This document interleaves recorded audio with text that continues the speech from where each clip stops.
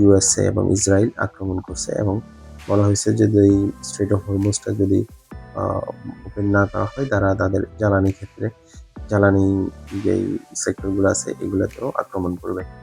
এই মিশনটা কমপ্লিট করার জন্য তারা মূলত এই নতুন করে যে সৈন্যরা পাঠাতে চাচ্ছে আর কি। কিন্তু ইরান অলরেডি বলেই দিয়েছে যদি তারা এই কাজ করে থাকে, তারা যদি এই খার্গ দ্বীপটা দখল করার জন্য গ্রাউন্ড ট্রুপস পাঠায়, তাহলে তারা কি করবে, তারা বাবেল মানদেব নামে আরেকটা স্ট্রেট আছে বা প্রণালী আছে, সেটা বন্ধ করে দিবে। আমরা জানি স্ট্রেট অফ হরমুজের মধ্যে দিয়ে পৃথিবীর প্রায় আপনার 20% তেল সাপ্লাই করা হয় এবং এই বাবেল মানদেব দিয়ে পৃথিবীর প্রায় 5% তেল সাপ্লাই করা হয়। এখন যদি অলরেডি স্ট্রেট অফ হরমুজ বন্ধ করা আছে এবং এই বাবেল মানদেব যদি আপনার বন্ধ করে দেওয়া হয়, তাহলে বিশেষ করে আফ্রিকান যেসব কান্ট্রিগুলো আছে এবং ইউরোপের যে কান্ট্রিগুলো আছে এরা পুরোটাই এটার উপর নির্ভরশীল। এটা যদি বন্ধ করে দেয়, দেখেন এটা হচ্ছে বাবেল মানদেব স্ট্রেট। এই যে আমি যদি দেখাই বাবেল মানদেব, এখন ইরান কিভাবে এই বাবেল মানদেবটা বন্ধ করে দিতে পারে।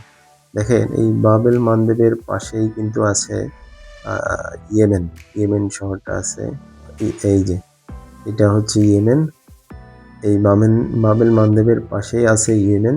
এই ইয়েমেনে কারা আছে?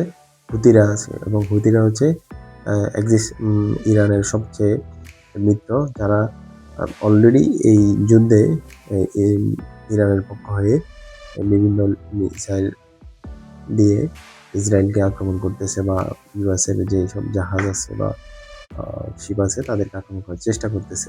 এই বাবেল মানদেবটা ইরান মূলত হুতিদের মাধ্যমেই চেষ্টা করবে যে এটা অফ করে দিতে, অর্থাৎ যখনই এই স্ট্রেট দিয়ে কোনো জাহাজ চলাচল করতে চাইবে তখন তারা মিসাইল মেরে তাদেরকে কি করবে, মিসাইল মেরে তাদেরকে আক্রমণ করবে। ফলে বিভিন্ন দেশ যে জাহাজগুলো আছে তারা এই প্রণালী দিয়ে আপনার তেল সাপ্লাই করতে পারবে না।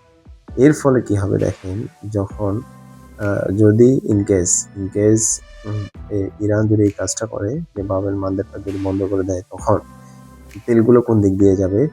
এই তেলগুলো হচ্ছে আপনার এদিক দিয়ে ঘুরে পুরো এই যে অ্যারাবিয়ান সি আছে, এই অ্যারাবিয়ান সি হয়ে ঘুরে পুরো আফ্রিকান মহাদেশের